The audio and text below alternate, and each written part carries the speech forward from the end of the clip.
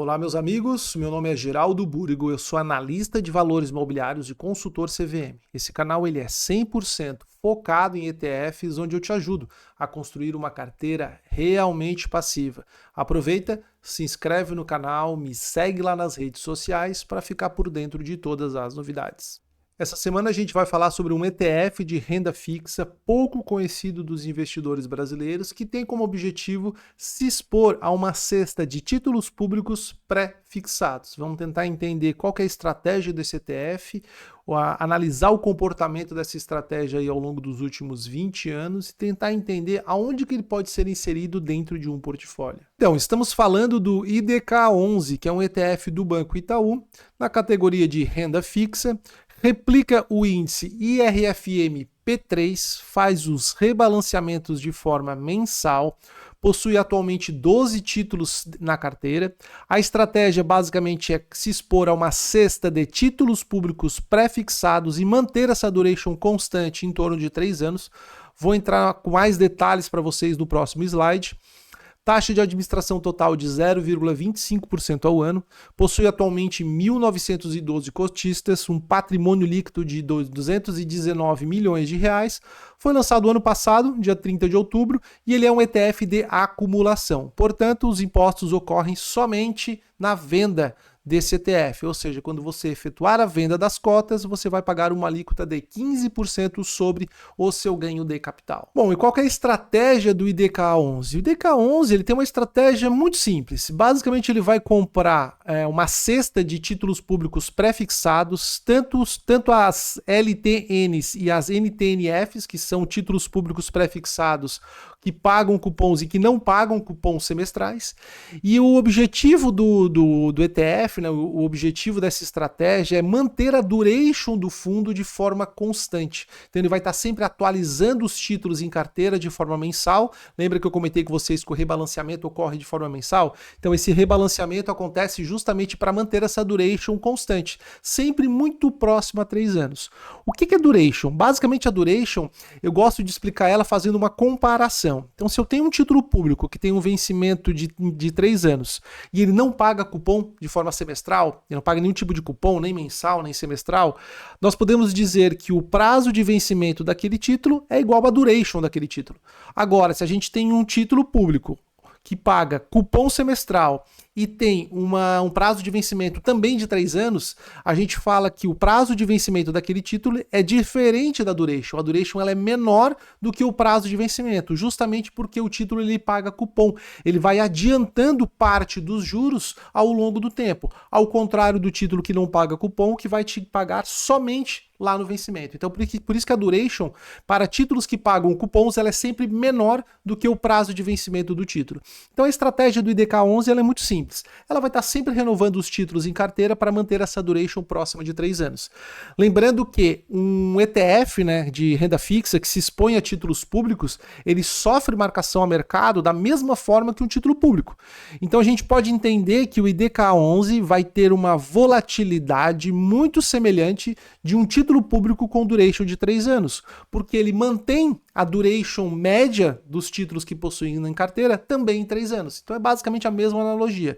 Então, quando a gente investe em títulos públicos através dos ETFs, nós temos o que eu digo, uma maior previsibilidade da volatilidade que a gente pode esperar, já que o ETF normalmente ele sempre trabalha para manter essa duration de forma constante, se não é constante, mas muito próximo de um valor. Então é basicamente essa uma das diferenças que a gente tem, né, de investir em títulos públicos através dos ETFs ou diretamente nos títulos.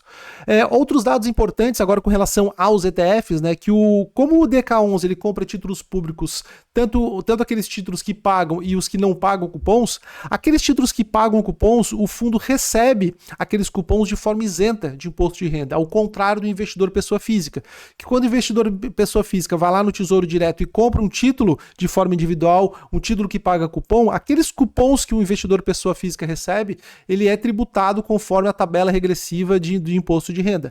Já nos ETFs, nos fundos, não acontece essa tributação. Os fundos recebem de maneira isenta esses cupons e reinvestem automaticamente. Lembrando também que toda movimentação que ocorre dentro de um ETF, ela é isenta de imposto de renda, que movimentação é essa, Geraldo? É aquela atualização mensal que é feita dos títulos para manter a duration de forma constante. Além disso, todo ETF tem como benefício tributário uma alíquota constante de 15% de imposto de renda sobre o ganho de capital, não importa o prazo que o investidor permaneça investido, ele pode comprar hoje e vender amanhã, ele vai pagar 15% de imposto sobre o seu ganho de capital. O reinvestimento automático do cupom, isento, como eu comentei para vocês, não existe come-cotas e não existe também aquela cobrança do IOF, como nós temos na renda fixa tradicional nos 30 primeiros dias. Além disso, os ETFs de renda fixa nós não precisamos gerar a DARF, ou seja, a retenção do imposto ela é feita de forma automática pela própria corretora. Bom, o retorno acumulado. Para mostrar para vocês aqui qual que foi o retorno acumulado do IDK11, eu peguei aqui um índice da Ambima que tem exatamente a mesma estratégia, que é o IDKA pré-3 anos, que ele replica justamente uma cesta de títulos públicos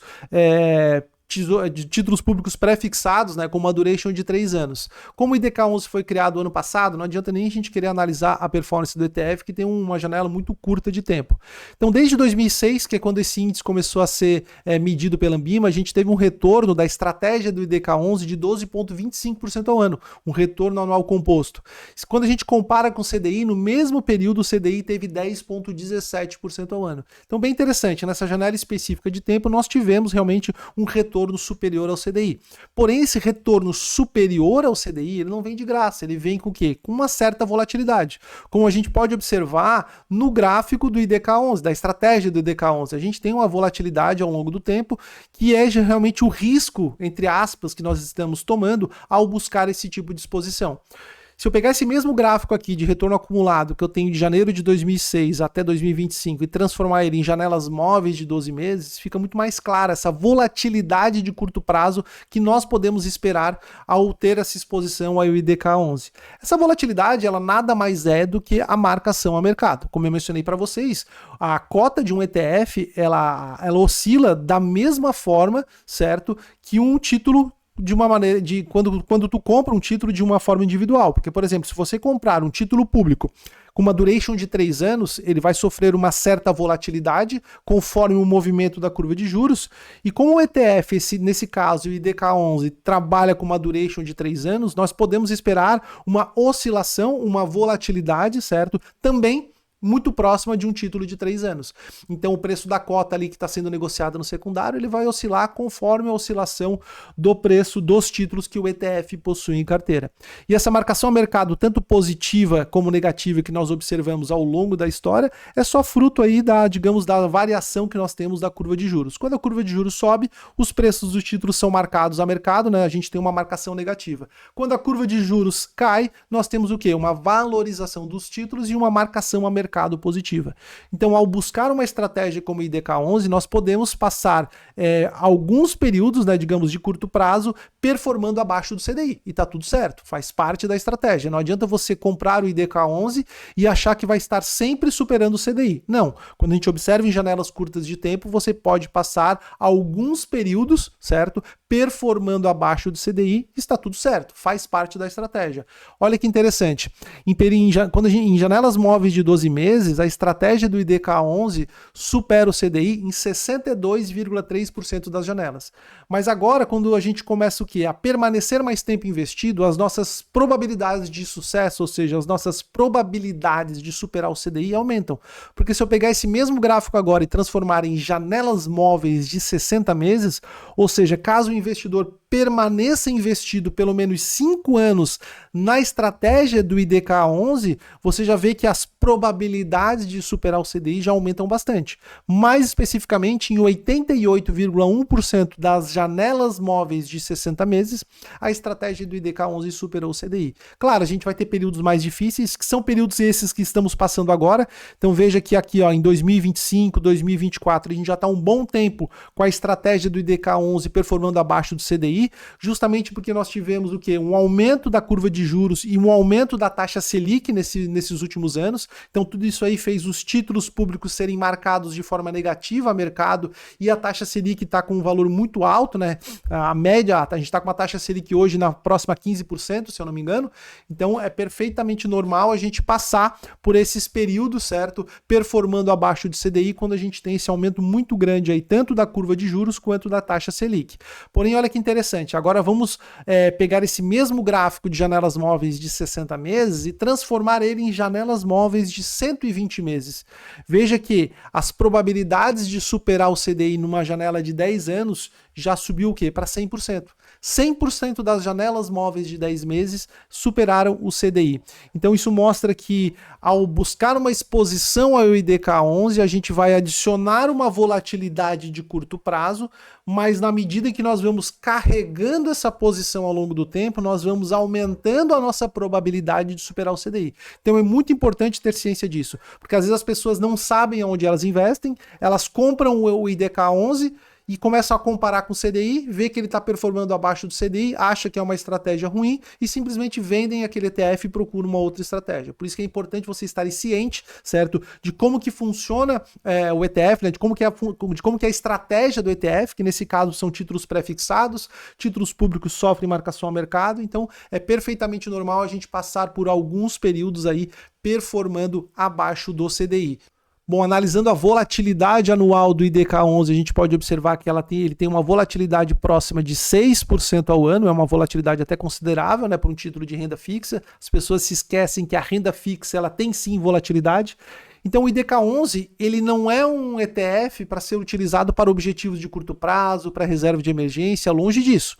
Ele pode ser utilizado como um complemento dentro de um portfólio, caso você queira diversificar os seus indexadores e com objetivos mais da médio a longo prazo. Mais especificamente, eu iria trabalhar com prazos acima de 3 anos, que é a duration do fundo.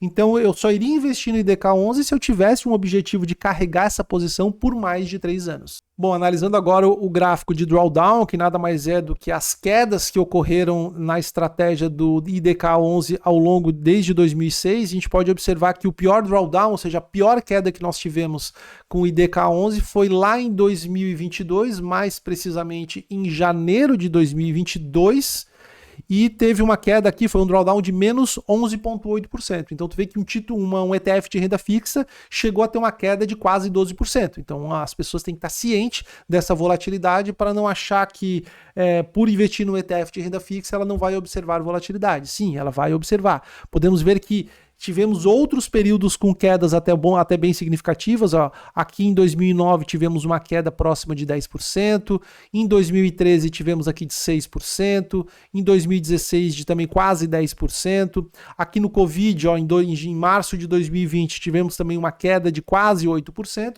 Então é normal, a gente tem aquela volatilidade anual próxima de 6%, como eu mencionei para vocês, e tivemos quedas aí de quase 12%, né, na faixa de 10, 11, 12% desde 2006. Então, ao investir no IDK11, vocês têm que estar cientes de que quedas dessa magnitude podem ocorrer também daqui para frente.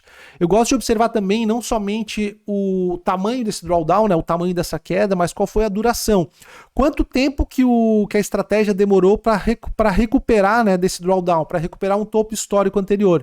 Então, se a gente observar no pior drawdown que a gente teve, que começou aqui em 2021, a estratégia do IDK11 levou 1,72 anos, ou 626 dias, para se recuperar. Então, foi um período aí que a pessoa poderia permanecer investida na estratégia do IDK11 e sofreu um pouco. Foi exatamente aqui, ó. Se a gente observar nesse gráfico, ele teve uma queda aqui em janeiro, né? Não, desculpa, isso em janeiro de 2021.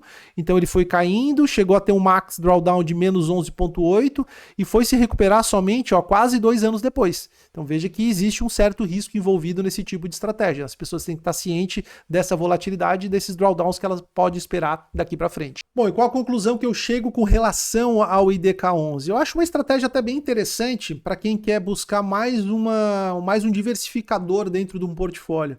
porque você pode montar um portfólio de títulos públicos, né, de ETFs que se expõem a títulos públicos, buscando títulos pós-fixados, buscando títulos híbridos, que é o Tesouro IPCA, né, aquele que paga a inflação mais um juro real, e pode buscar também ETFs de títulos públicos pré-fixados. Então você tem o que? Uma diversificação de indexadores, já que esses indexadores tendem a ter comportamentos diferentes ao longo do tempo, isso aí melhorar a sua diversificação. Agora é importante estar ciente dos riscos envolvidos, já que ele é um ETF de título público que tem uma duration de 3 anos. Então ele vai sofrer a volatilidade de um título público de 3 anos. Então as pessoas precisam estar cientes dessa volatilidade. Então o IDK11 ele é muito mais utilizado também para objetivos de médio a longo prazo. Nós podemos esperar uma certa oscilação no curto prazo. Claro, essa oscilação pode ser tanto positiva quanto negativa. Por exemplo, a gente está agora no momento que a curva de juros ela está, digamos, com valores muito altos, né? Então, se a gente teve uma alta na curva de juros, se você entra agora no IDK11 e a gente tem uma queda nessa curva de juros, você pode esperar o quê? Uma forte valorização do IDK11, que nada mais é do que a marcação ao mercado. Mas a minha ideia aqui não é que vocês invistam no IDK11 tentando fazer time de mercado, e sim buscando a estratégia do IDK11 como mais um diversificador, como mais um componente dentro de um portfólio. Eu priorizo muito mais uma alocação estrutural do que ficar tentando fazer time de mercado, e o IDK11 ele pode ter essa função dentro de um portfólio, né? Buscar uma exposição a um indexador pré-fixado, né? Utilizando títulos públicos de uma maneira bem simples, certo? Através de um único ETF. Bom, meus amigos, esse era o vídeo que eu tinha para vocês, espero que tenham gostado, que se tiverem alguma dúvida pode deixar aqui nos comentários. Forte abraço!